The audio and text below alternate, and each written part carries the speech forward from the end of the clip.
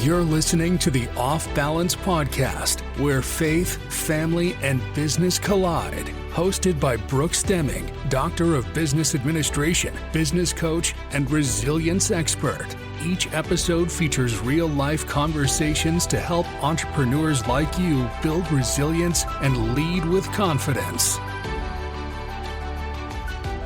Welcome back to Off Balance. I'm your host, Dr. Brooks. Today on Off Balance, we're joined by Carlene, the host of Diva Tonight, a podcast that's all about honest conversation, personal growth, and real stories from women entrepreneurs across the United States and Canada.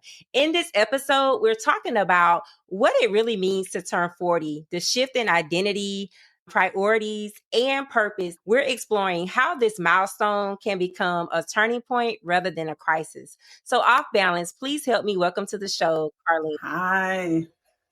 Hi, Carlene. Thank you so much for joining me today. It is such a pleasure to have you. Can you just tell us exactly what it is that you do? I host the podcast Diva Tonight. I have a background in radio. I went to school for radio broadcasting years ago. I also have another podcast called Nutmeg Nation. I was turning 40 and my friend gave me an idea and I think it'd be interesting to talk to women who are in their 40s. And I'm like, you know what? That's a good idea. And so I wrote the idea down and here we are. I find in my last year of my 30s, I started thinking about, that's when a lot was changing. I was moving and then I had to figure a few things out. And I had this moment where I finally realized where my career path is supposed to be. I had a turning point. The 30s are like your stepping stones to figuring out who you are and you're comfortable in your own skin. And I definitely feel like I'm the kind of person now where if I'm walking and I'm listening to my music and I feel like dancing as I'm walking, I don't care anymore. Whereas before I'd be like, oh, other people are looking at me. Yeah, that's interesting because I can remember when I was turning 40, I don't know, I was a little bit afraid, but then I was excited because you can see women in their 40, they seem to be liberated. And so there was a little fear and it was excitement. So for you, what surprised you most about stepping into that new decade? All the doctor's appointments. I tell you right now, I probably, if I had to do it all over again, I wouldn't have even thought I would see the gynecologist the amount of times that I have. I've done more tests than I care to speak about, and the aches and pains are true. Dr. Brooks, I remember last year, maybe one time where I woke up and I swear I pulled a back muscle and I'm like, oh my gosh, it's hurting really bad. Am I going to go to work today? And I was just like, I made it. But yeah, the aches and pains is true. So definitely some stuff there. Okay. So Diva Tonight, I started it because I couldn't find work in radio. I decided, you know what? Let me work on the podcast. So during the pandemic, I went back to business boot camp and my one podcast idea after doing all the research, it didn't work out as planned. So then I decided to go back to the original idea with the relationship podcast because a lot of people can relate to that. And that's why I started it again. Yeah, I'm glad you started it. So what themes or struggles do you recognize that come up the most when you talk to women that are over 40? I've talked to 24 women so far, and I never in my wildest dreams thought when I started this that it was going to be ongoing. I have to say I've talked to a pharmacologist. I've talked to a coach. And I think the struggle for women is their health or a lot of struggle with having a baby at this stage in your life because you have to be your own advocate for yourself. No one is coming to save you. And so I find a lot of things happen while you're pregnant or trying to have a baby. So I think that's the one challenge for sure is if you're looking at yourself at 40, 41, that doesn't mean it's the end. You don't have to give up on wanting to have a baby. It might be a little bit harder, but that doesn't mean that's the stopping point. If you saw a doctor and that doctor didn't give you the suggestion, there's another doctor, find someone else, because I've been to see 2 gynecologists, and you have to be your own cheerleader. Like, the medical system is only going to give you so much information. Sometimes it can be difficult to advocate for yourself, especially if you trust or you feel like the doctor is the expert. So when it comes to having it all, with giving yourself grace in the season, what does that look like?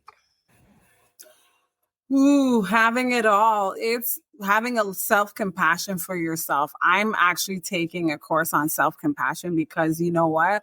As someone with a Caribbean background, I think a lot of women can relate to this. Like, we are striving to do so much, and like, you can't do it all. Dr. Brooks, I was a year ago from now, I was working 2 jobs and I had a podcast, and I didn't even realize, I feel like I burnt out, and I was trying to do everything. You can't do everything. You really have to try and balance it out, because eventually it's, oh my gosh, like, I'm tired. I'm always tired. And something falls through the cracks when you're trying to do it all in this day and age. And I think as a culture, like, we're taught to work hard.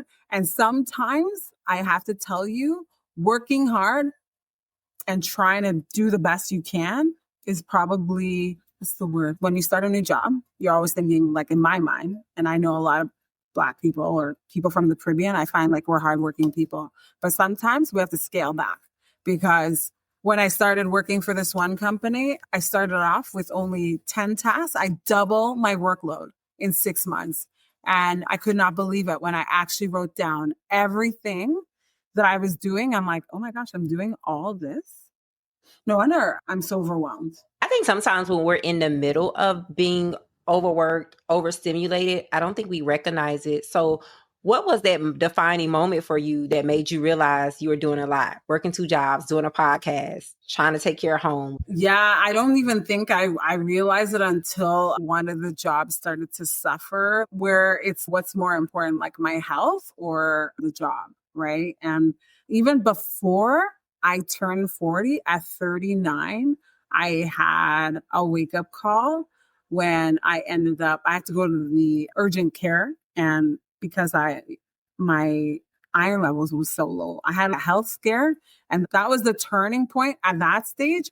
But even still, as someone who is single and not married, I think that's for me where you're like, okay, now I have to be mindful of what I'm going to do next and what's important to me and what I have to focus on, because you can have a great family and everything like that. My sisters are very helpful, and so is my aunt. She came to help me. But at the end of the day, it's me. I have to take care of me. And yeah, it's definitely a lot of moments where I think back, I'm like, maybe I could have done this differently. But you can't go back, but you can move forward and improve from there. Yeah, that leads perfectly into my next question. Looking at your life now, what are some things that you wish you would have known in your 20s and 30s to better prepare yourself for your 40s? I wish I had known my family history when it comes to health. I find a lot of things don't get spoken about. I'm going to be quite open and honest, like fibroids is common in a lot of women, not only from the Caribbean, but I wish I had known that to look for it,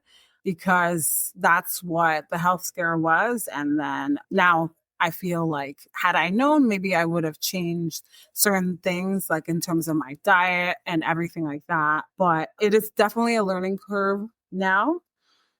And yeah, it's one of those things where I feel like it's generational, where every family tends to do that. And so there's nothing you can do now. Another thing I would say to myself in terms of changing is that if people are saying they're giving advice in terms of your gifts, listen a little bit more. I had a few other people that saw my gifts, and I didn't really tune in until I think felt like more clarity. But some people are actually seeing your talents and you don't always realize. And I feel like sometimes you have to listen to people who see something that you don't see.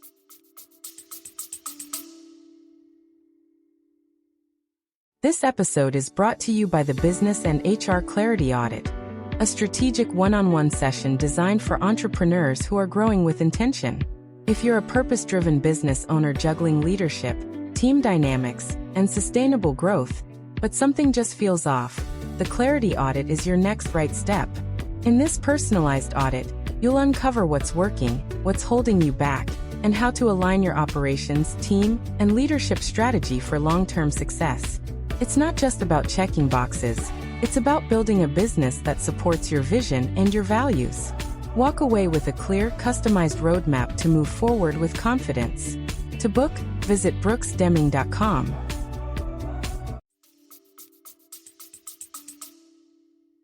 I think listening is definitely important because I know throughout the years, I've changed careers a lot. If I would have just listened early on, I probably would have not went through so many challenges and hiccups. So what was the moment that pushed you towards that mindset where you're going to just live for yourself and you're not going to worry about other people? When I got laid off from the administrative job, that's when I had a turning point where I'm like, you know what? I think I'm going to have to look at what my goals are and what I'm really good at. At the end of the day, I have to do what makes me happy. And I enjoy having a podcast and talking to guests and just even talking to you. It's very interesting. It's true because I just even hearing you say that you've changed your career so many times. I've been in retail 10 years. I know I'm good with people, but the thing is, I think it's timing. Like timing, a little bit of timing and a little bit of luck, because there's been opportunities that came up, and had they come up earlier, I would have gone through with it. When I worked at the construction company as the receptionist and the admin, and when I finally got laid off, it was a very toxic work environment. When I got laid off and everything happened all at once, it couldn't have been the worst time. Closer to Christmas, like that's when everything was like, you know what? I am not going to apply for another job because I need money. But sometimes you end up doing that and then you're caught in this, what do you call it, on the wheel again, like a hamster wheel, like we're running the rat race. You know what I mean? That's not necessarily the only thing that is important. You have to have your everyday job, but you still have to be focused on what makes you happy, what you're passionate about. I can definitely relate because I'm at that space in my life to where I'm not settling anymore.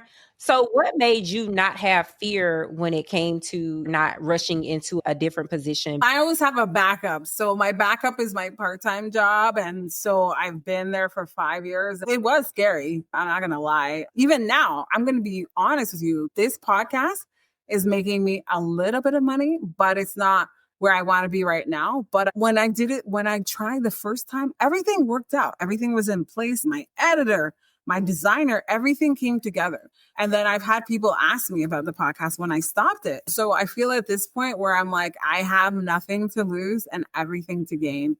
Even if I'm going to struggle, like we're going to struggle through the whole process because this is just who I am. I feel like if anything were to happen to me tomorrow, at least I've left something in the online world for others to hear. You know what I mean? So speaking of your podcast, with the shift in industries and all of the changes, where do you see your podcast in the next 5 years? I feel like AI is changing the way the industry is, but I still think like in the next 5 years, I still feel that people are still going to be listening to podcasts 5 years from now. It might be different where they're listening to it from because of the advance in technology, but I feel like we're at a pivoting point where AI is advancing technology and making it easier for me and you to do administrative tasks and to help us do the tasks that give us more time with others. But I still feel like when it comes to our hobbies and things that we like to do, I still see that people are still going to listen to podcasts. Maybe not as much because radio's changing, but there are still those people that like to listen to podcasts because you can listen to a podcast while you're doing dishes. You definitely gave me food for thought because I definitely have to think about 5 years from now, like how things will be. But as far as where I am, I hope that in 5 years that I have built a community of people who tune in and find what I'm doing important. Like I'm helping one person at a time. I really do hope that you plan those 5 years because You're definitely making an impact. Many of my listeners, they struggle with collaboration and building those relationships. What advice can you give them about that, being that you are so connected and involved with the relationships of women?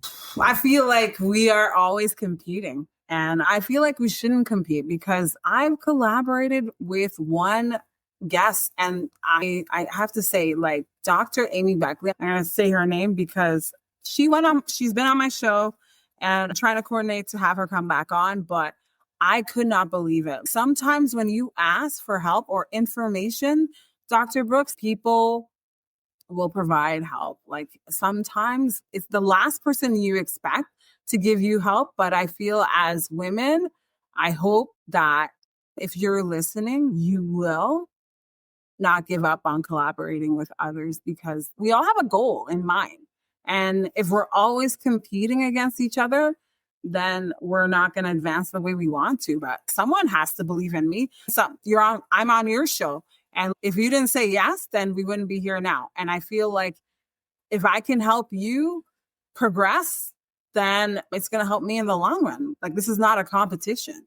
It shouldn't be. But unfortunately, that's how it is sometimes because I've had some guests where I'm like, they've said some things about, oh, why are you doing this? And there's always that question, right? I don't know why women, we feel like we have to compete. It's always, because I know in corporate, they make us feel like it's only one position for us. And may the best girl win. And that is so not true. And so I just hope one day we can get past the need to compete and just really start collaborating. Because I think if we can collaborate, we'll be more powerful as a gender. Oh, yeah. There's a state already. It's a women-run state. The schools are run by women. Like they're already ahead of it. You know what I mean? I was like, this is so cool. Because like women can be catty. I'm not going to lie. I remember when I worked at Ann Taylor and it was all female staff and they were so catty. And I'm just like, listen, you're a shift lead. I get it, but you don't make that much more money than me. So I don't understand why you have to be like this. We could definitely be catty. And so I am like so impressed because you have had your podcast almost 5 years. Not 5 full years, but I started 5 years ago. And so now I'm at 100 episodes and it's been like a roller coaster ride. And Dr. Brooks, they say consistency is important. And if I had to change anything, I would have not stopped because who knows where it would have been right now. But I do have to say that a lot of podcasters in the US are so helpful. My platform's on them. Yeah. So it's 5 years and it's been an interesting 5 years in the 12 months of this podcast journey than I did the year before. So I'm very grateful to how it's gone so far. Even though you stopped for a short moment, what made you realize, okay, I just need to build? It's because I saw another podcaster. What actually gave me the momentum to let it go when I stopped. And then I was online and I was listening to another podcast that I follow. And I was like, you know what? I need to get back at this. And what's interesting is that moment. So with Nutmeg Nation, that was like my in between. So when I finally got my idol, oh my gosh. So my goal, Dr. Brooks, Karani James, he is the only Olympic medalist for Grenada. So like when I had him on the podcast, that was my moment where I'm like, this is happening. Like people are humble. And for me, like he even said, he's like, I didn't know you were nervous. I'm like, you have no idea how I was keeping it together. I was trying, but I was so nervous. I'm like, oh my God, Karani James is like, he's not in the same room, but like I'm interviewing him. And for me, that was my moment where I'm like, I have to do this. And then even my uncle, like he's not someone that likes to be in the limelight, but when I spoke to him and he saw like my passion with podcasting and he was like so interested in it, that was when it was like, yeah, I have to do this for the long haul. So if you have someone that's listening and they've been putting it on the back burner, they're like, they want to start the podcast, but then they hear people say it's oversaturated or no one's going to listen. What advice can you give them? Make a plan. I think it's having your goal in mind first. And then if your idea is different and you want to start, just start. If this is something that you're supposed to do, then you're going to do it. It doesn't matter. It's not even just podcasting. It's like any goal that you have in mind. When I look at like Michael Phelps and I watch him, he's like the only Olympic athlete that has made so many strides. And I don't even know if he thought he would make it that far, but like we have to believe in ourselves. And if you have one, as a podcaster, I have one friend who believed in me, Dr. Brooks. And if you have one person who believes in your goals and your dreams, you can keep at it. Because if it wasn't for my friend, Kaysen, I don't know if I would have gotten this far, but he's been my champion. They said, all you need is one person to believe in you and what you want to do. And yeah, don't give up. I know it is oversaturated. It's true, but you have to be that one person, that believes in yourself enough to do it. It only takes one. And sometimes that one person is yourself. So I'm glad you talked about that. And so your podcast, again, you're helping so many women have those conversations that we generally don't talk about. So what's next for you? Like, how do you see your work impacting people in the future?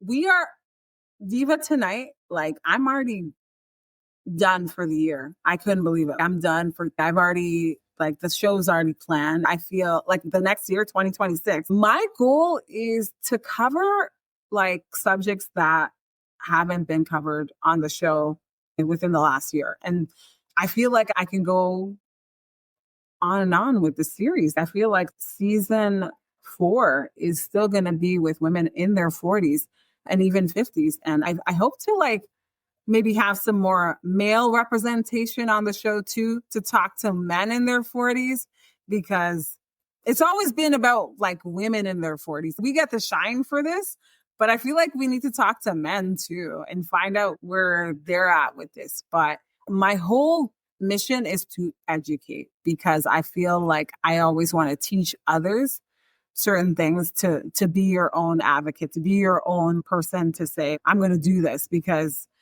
I feel like in the last year, I've had to like always do my own research and ask the questions. And because if you don't do it, no one else will. But yeah, my whole goal is with the show next year for sure is to cover subjects that are just as important now. There's the health concerns. There's all these different things that we could cover for women. And that way other women feel comfortable enough to ask more questions from their doctor. The episode that I listened to was about the prenup. And that was a really good episode because some people cringe when they hear the word prenup. I was like, wow, you're really touching on things that people don't really know about, but it has a negative stigma with it. So I am definitely excited to see where you're going with it in 2026. What is one thing that you want people to take away from your presence on the show today? You know what? The one thing I do want them to take away from is that, number one, you are in charge of your goals and your passions and what you do with yourself. And if there's one thing I want you to take away, is taking care of yourself. I'm doing more work on myself this year than I've ever done before. I'm taking a self-compassion workshop, and I thought like I'd done a lot of work on myself, Dr. Brooks, but there's still work to be done. We're always going to be working on ourselves. And as a woman of faith, I have to say to you, kudos to you for what you do, but there's a lot of things that like we're not taught to do. And I think like it's important to be comfortable in your own skin. And if you have any trauma, if you have any issues, you need to work through those things, because you're going to project it in other stages, in other relationships. It's going to come up. It's going to show up everywhere. So unless you deal with those things, eventually it's going to come up in one way or another, and it'll be a surprise. You know what I mean? So I feel like if you have issues, if you have trauma, you need to work through it. As someone who's at this stage in my life, like self-improvement is so important. And you mentioned that you're taking a self-compassion class. What are you learning in that class? That I have to not do the negative self-talk. I do that a lot. And I think we all do. Like I'm so hard on myself. Yeah. And you don't realize how much negative self-talk we've been exposed to. in a dysfunctional household, like there's certain things that I've realized in this mindful self-compassion that like, I'm like, wow, like it's bringing up stuff from like when I was a kid and I didn't even realize it. Well, kudos to you for doing the work. I think sometimes doing the work is the hardest because we have to be vulnerable. And I think vulnerability is very difficult. So if I have someone listening and they want to listen to your podcast, or if they want to reach out and connect with you, what are some of your platforms? Yeah, I'm on Instagram, the gram, Diva on the radio. So D with 2 I's, DIIVA on the radio. And I'm on TikTok, same Diva on the radio. I'm across all platforms. You can follow me on there or even send me an email. I'd love to hear from you. I am so grateful to you and I'm glad I made it. I'm so happy that we got an opportunity to connect because after I listened to some of your episodes, I was like, I have to get her on this show. I will make sure that I have all of your contact information in the show notes so that people can reach out to you so that they can link up and listen to your podcast because your podcast is amazing. And so guys, make sure you check out Diva Tonight. She is doing some amazing things over there. As we wrap up, what's that one piece of advice that you want to leave the listeners with? Every day is not going to be a perfect day. Like if today didn't go well, but I have tomorrow. You can start fresh tomorrow. That is really good advice, guys. So listen, shake it off. We're going to start fresh tomorrow. So again, Carlene, thank you so much for joining me. You have been such a pleasure. Thanks for listening. Please rate this episode and share it with your family and friends. To learn more about your host or to book a coaching session, visit www.brooksdeming.com. Until next time, rise. Hi, I'm Tiffany of Tiffany Brown Designs. With over 20 years of creative experience across industries, I create and elevate brands one design at a time through intentional graphic and brand design, polished film and video editing, and creative artistry. Even the music you're hearing right now, that was produced by me. I also create custom tracks for websites, intros and outros, and content. So what are you waiting for? Visit TiffanyCBrownGD.com and let's bring your vision to life.